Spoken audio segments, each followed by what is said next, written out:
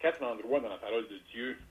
Premièrement, dans la première épître de Jean, au chapitre 3. 1 Jean, chapitre 3, et nous allons lire à partir du verset 16.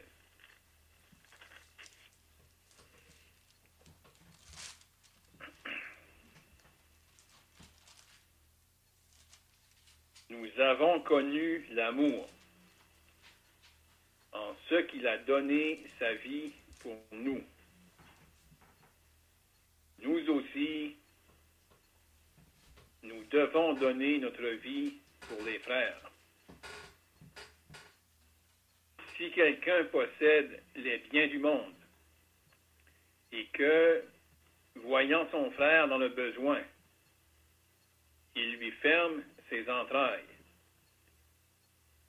comment l'amour de Dieu demeure-t-il en lui? Petits enfants, n'aimons pas en parole et avec la langue, mais en action et avec vérité.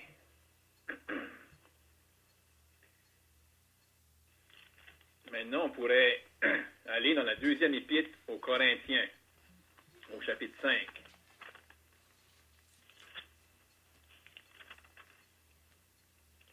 Deux Corinthiens, chapitre 5, nous allons lire à partir du verset 14.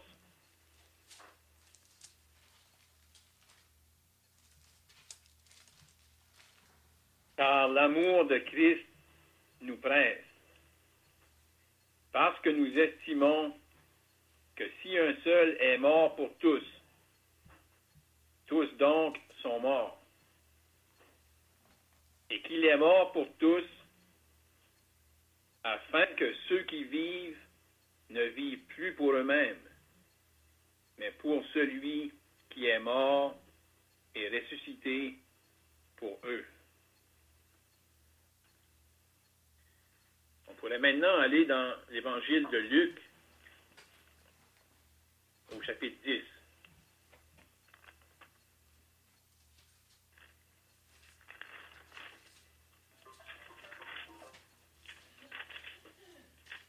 Luc, chapitre 10, et nous allons lire à partir du verset 33. Ici, on connaît tous bien ce passage où le Seigneur Jésus nous a raconté cette histoire du Samaritain. Et on peut lire à partir du verset 33, « Mais un Samaritain qui voyageait, étant venu là, fut ému de compassion lorsqu'il le vit. Il s'approcha et banda ses plaies en y versant de l'huile et du vin. Puis il le mit sur sa propre monture, le conduisit à une hôtellerie et prit soin de lui. Le lendemain, il tira 2 deniers, les donna à l'autre, et dit, « Aie soin de lui, et ce que tu dépenseras de plus, je te le rendrai à mon retour. » Pour la dernière lecture dans l'Épître aux Philippiens, au chapitre 2.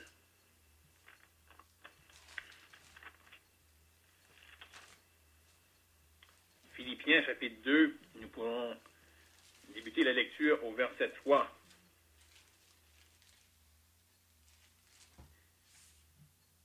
Ne faites rien par esprit de parti ou par vaine gloire,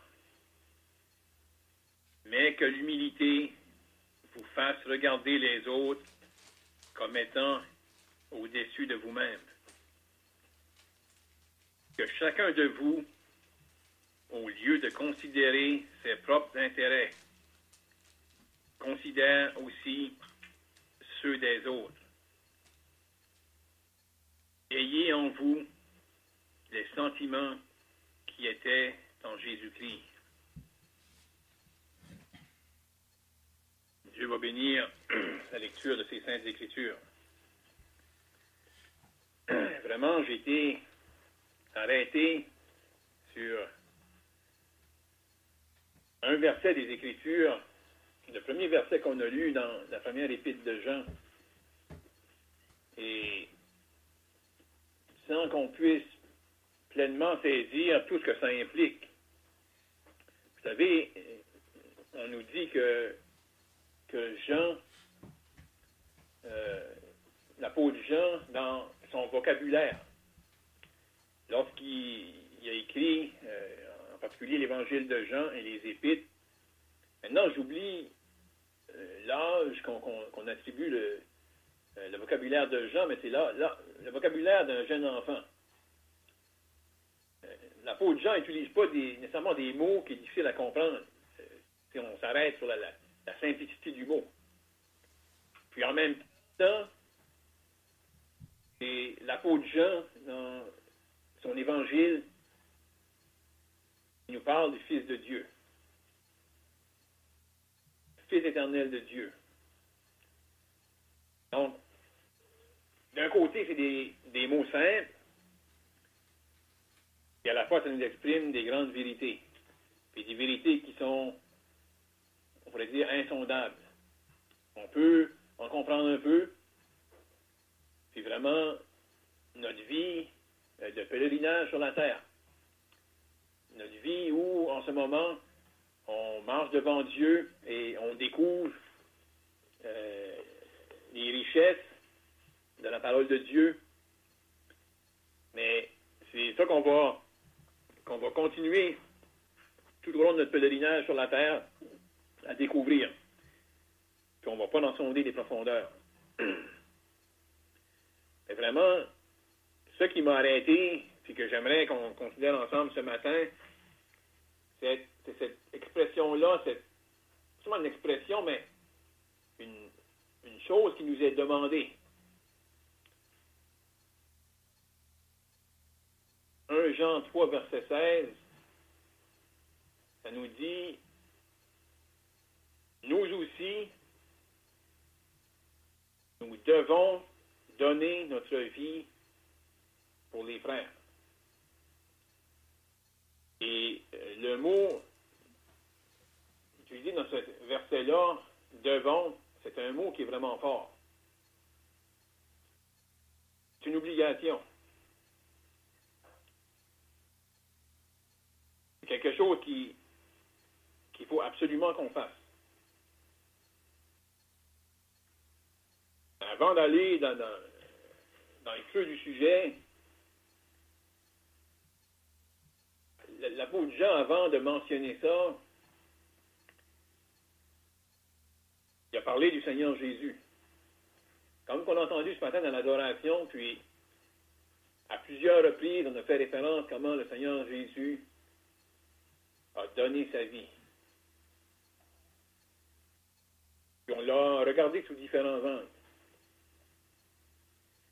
Et ici, l'apôtre Jean mentionne, en relation avec ça, il dit « Nous avons connu l'amour ».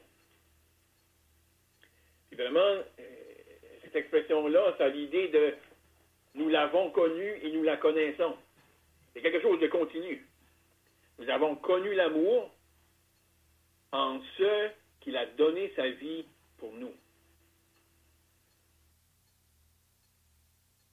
En d'autres mots, le fait qu'on a connu ça, l'amour, c'est directement relié au fait qu'il a donné sa vie pour nous. L'apôtre Jean, avant de faire l'application à nous, il veut qu'on comprenne bien une chose.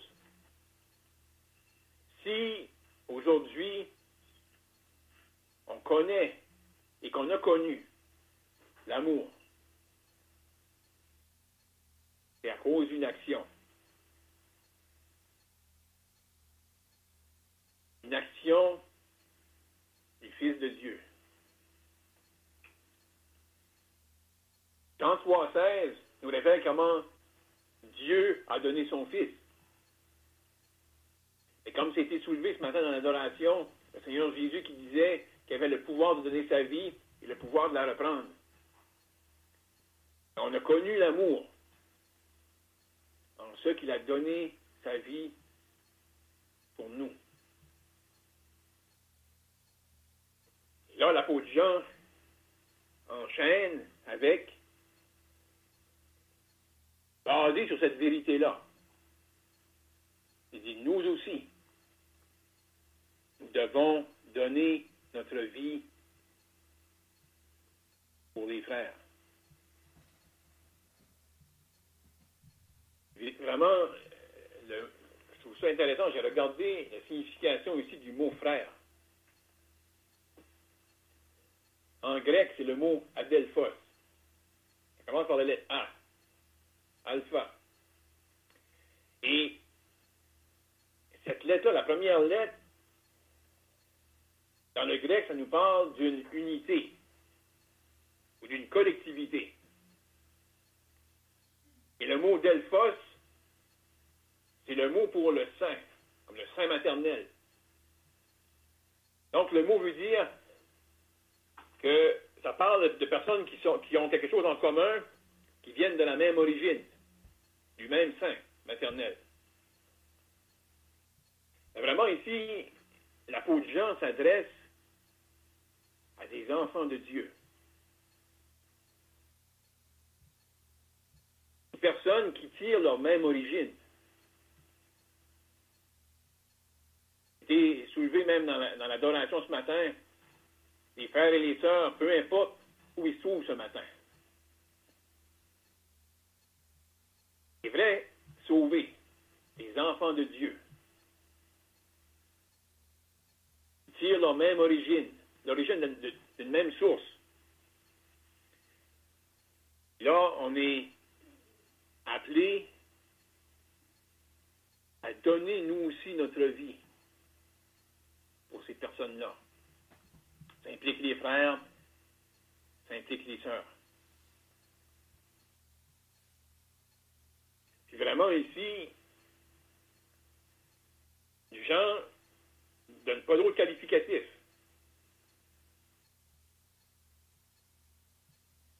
Il ne dit pas pour quel frère ou pour quelle sœur. Ou pour tel frère ou telle sœur qui sont dans une certaine condition. Mais il fait un parallèle. En regardant premièrement Seigneur Jésus, qui s'est donné pour nous. Par son action, nous, on a connu l'amour. Il l'a manifesté de cette manière-là. Puis si on pense au Seigneur Jésus et nous, on n'avait absolument rien en commun. Le fait qu'on ait été les objets de l'amour de Dieu et les objets de l'amour du Fils de Dieu. C'est pas parce que on avait quelque chose en nous qui attirait son amour. L'amour venait de lui. Il nous a aimés, et il a donné sa vie pour nous.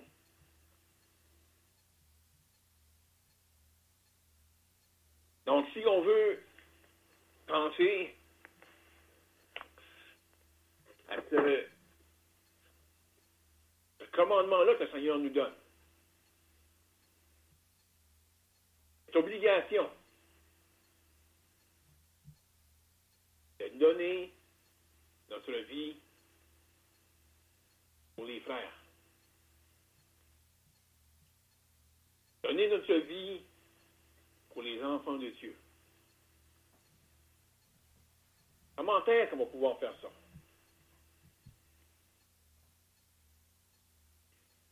Et vraiment, avant d'aller plus loin, on veut se faire un point. Le verset ne dit pas qu'il faut mourir pour nos frères. Qu'il faut donner notre vie comme que le Seigneur l'a fait. Mais il y a un parallèle. Le Seigneur, lorsqu'il a donné sa vie, il a donné sa vie pour un besoin qu'on avait. Un grand besoin. puis un besoin que lui seul pouvait combler. Il a donné sa vie, justement pour que ce besoin-là puisse être comblé dans la vie d'une multitude de personnes.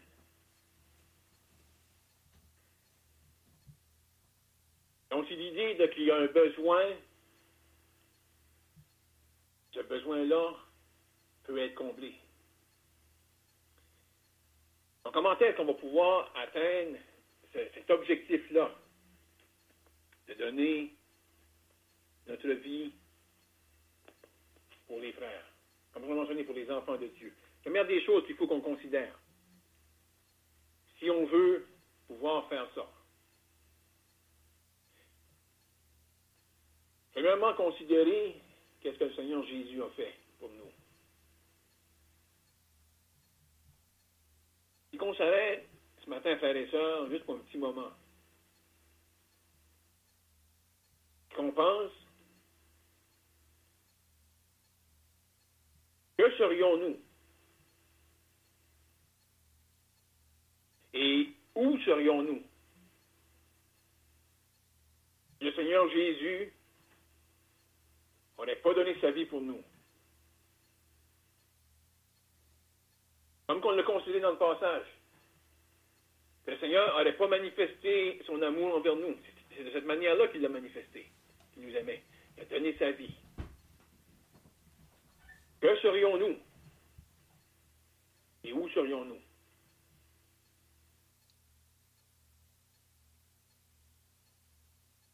On oublie possiblement trop souvent qu'est-ce qu'on était avant le salut. Où est-ce qu'on était?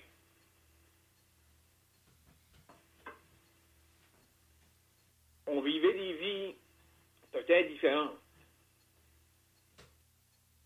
Dans le fin fond, on avait quelque chose en commun.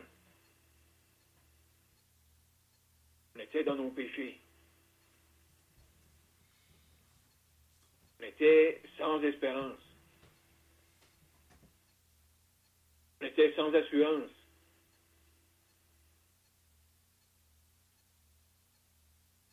Nos cœurs étaient vides. On essayait de les remplir avec les choses du monde. C'était jamais rempli.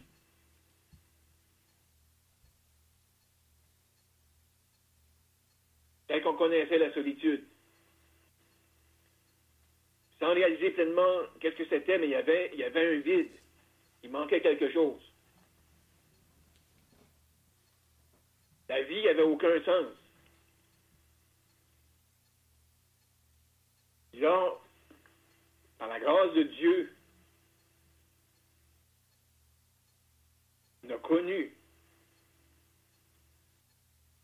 l'amour de Dieu,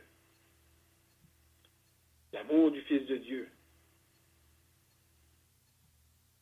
On avait entendu parler à propos de lui, on n'avait jamais saisi le pourquoi de sa venue, on n'avait jamais saisi le pourquoi de sa mort à la croix.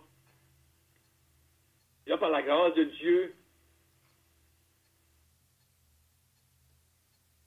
on a saisi pourquoi il avait été là. Il avait donné sa vie pour nous. On était dans le besoin. On était dans la détresse. On était dans le désespoir. On était sans force. Il n'y avait rien en nous pour attirer la miséricorde, la grâce, l'amour de Dieu. Ça a été manifesté à la croix. Comment est-ce qu'on va pouvoir, dans une mesure, donner notre vie aux enfants de Dieu pour être en considérant de plus en plus, d'une manière quotidienne, ce que le Seigneur Jésus a fait pour nous. Comme on l'a mentionné, Il y a un contraste entre nous et lui. Lui a agi de la sorte envers nous. Il y a des choses à considérer. Qu'est-ce qu'il a fait pour nous? Mais ensuite, deuxième point, considérer pourquoi le Seigneur Jésus a donné sa vie. C'est une question qui, la réponse est vaste. Il y a du moins, il y a une partie de la réponse à cette question-là dans le chapitre 5 de la deuxième épître à Corinthiens, et qui va être là aussi une aide pour pouvoir remplir cette obligation-là du Seigneur pour nous, de donner notre vie pour les frères.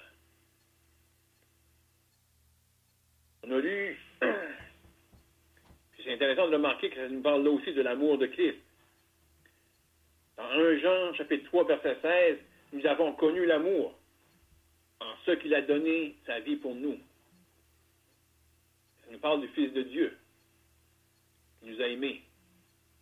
Comme l'apôtre Paul pouvait dire, je vis dans la foi au Fils de Dieu qui m'a aimé et qui s'est livré lui-même pour moi.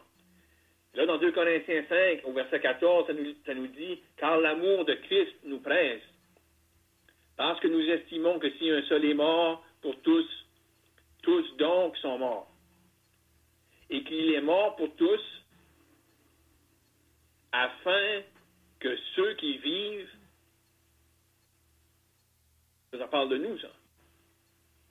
Nous qui avons connu l'amour, nous qui sommes devenus des enfants de Dieu, afin que ceux qui vivent ne vivent plus pour eux-mêmes. Avant le salut, peut-être que certains d'entre nous ont pensé un petit peu aux autres. Peut-être que souvent on pensait à nous. C'est nos intérêts. C'est notre condition. C'est notre bien-être. Là, ici, ça nous dit, afin que ceux qui vivent ne vivent plus pour eux-mêmes, mais pour celui qui est mort et ressuscité pour eux.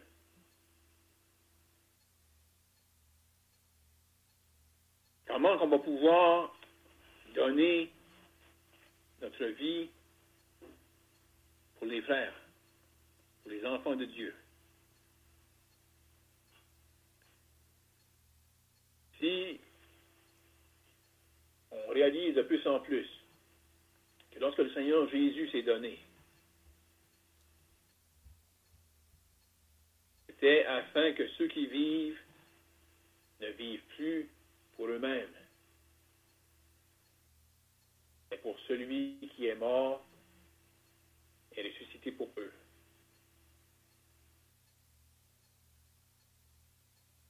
Vivre pour le Seigneur.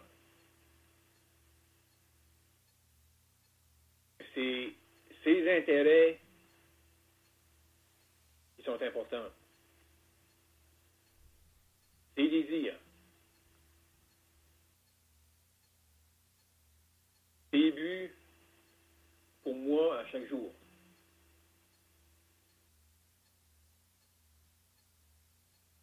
L'apôtre Paul avait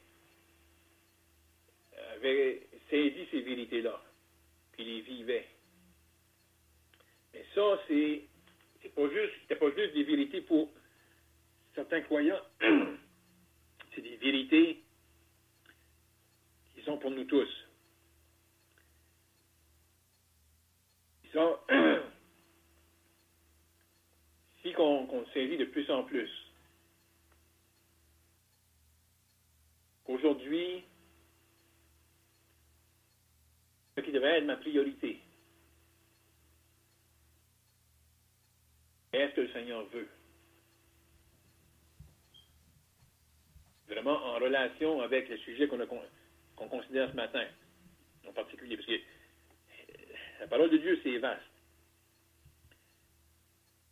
Mais, encore là, si on veut accomplir dans une mesure cette chose-là que le Seigneur nous demande, de donner notre vie pour les autres, pour nos semblables, pour ceux qui tirent la même, on tire notre condition, ce qu'on est aujourd'hui, de la même origine.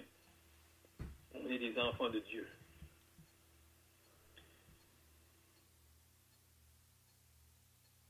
Qu'est-ce que le Seigneur veut? Le Seigneur veut qu'on donne notre vie pour les autres. Puis là, si on regarde dans le passage,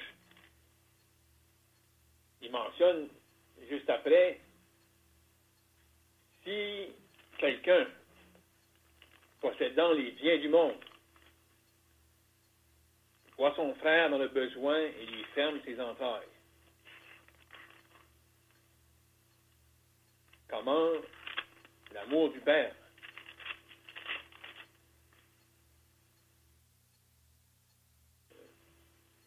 comment l'amour de Dieu demeure-t-il en lui? Il y a même ce point ici pour nous aider à comprendre. C'est pas la seule façon qu'on peut aider. Et qu'on va donner notre... Parce que justement, donner notre vie, c'est l'idée de s'investir pour répondre à un besoin. Le Seigneur, lorsqu'il s'est donné, il a laissé aller quelque chose. Il s'est donné. Sa vie a été donnée. C'est l'idée d'un sacrifice, c'est l'idée d'un prix payé pour remplir un besoin. Là, il nous fait comprendre qu'il y aurait un besoin, puis on lui ferme les entrailles.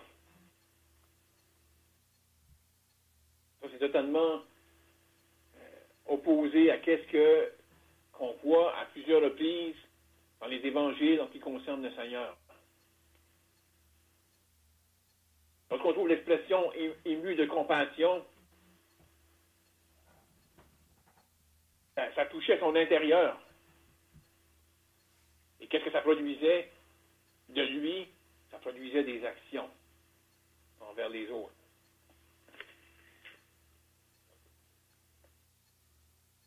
Un autre point qui va nous aider à pouvoir mettre ça en pratique, c'est considérer ou chercher les intérêts des autres.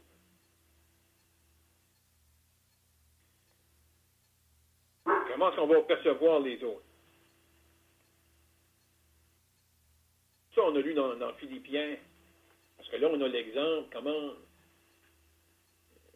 le Seigneur pensait, comment le Seigneur agissait.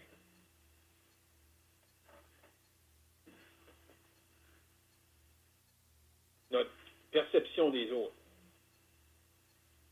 Si on voit les autres, on se dirait chaque jour,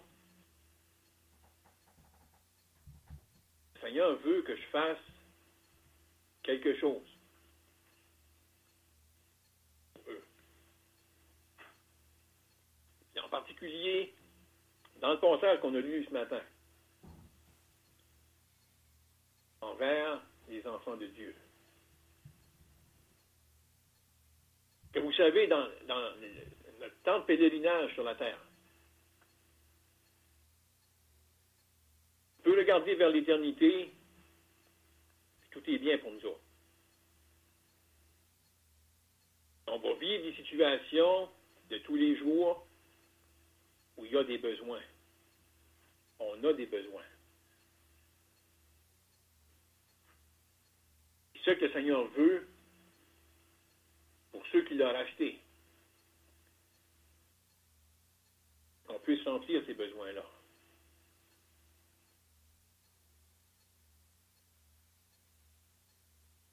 Donc, c'est pour ça que j'ai considéré avant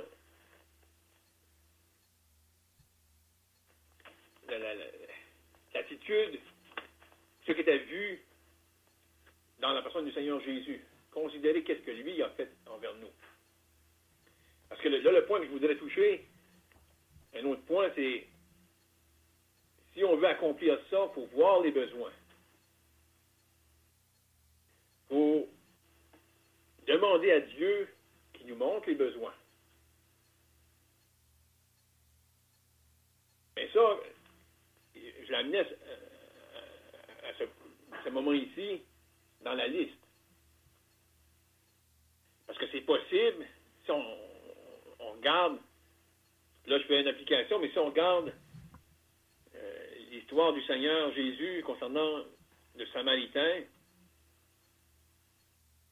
je crois personne qui a vu l'homme en mauvais état. Ils l'ont vu. Les trois l'ont vu. Seulement le Samaritain qui était prêt à arrêter. Seulement lui qui était ému de compassion. C'est seulement lui qui s'est dépensé. Mais avant de demander à Dieu qu'il nous montre les besoins, il faut penser à ce que le Seigneur a fait pour nous.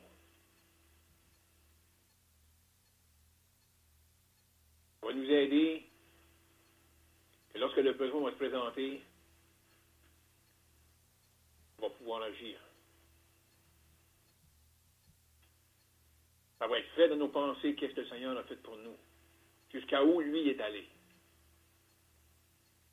Et ce que j'aime à propos de ceci,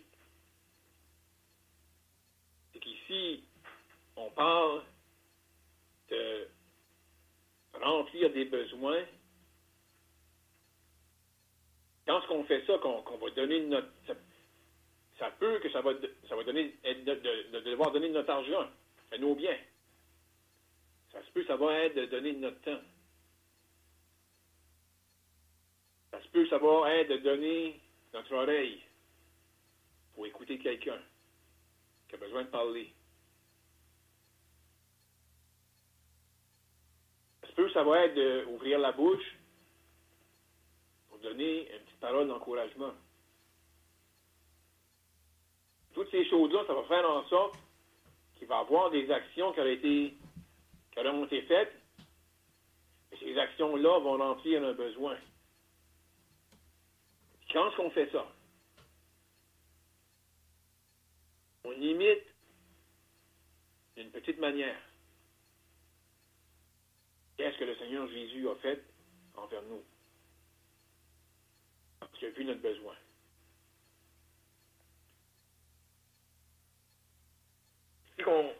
Justement qu'on considère ça comme ça. Quand on agit de la sorte, qu'on donne notre vie pour les frères, pour les enfants de Dieu, ça ramène le focus, pour moi, à la bonne place.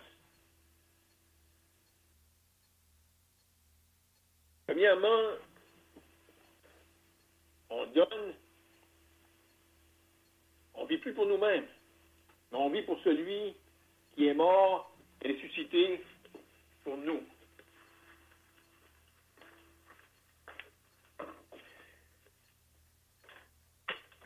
Et de cette manière-là, on est capable de voir les besoins,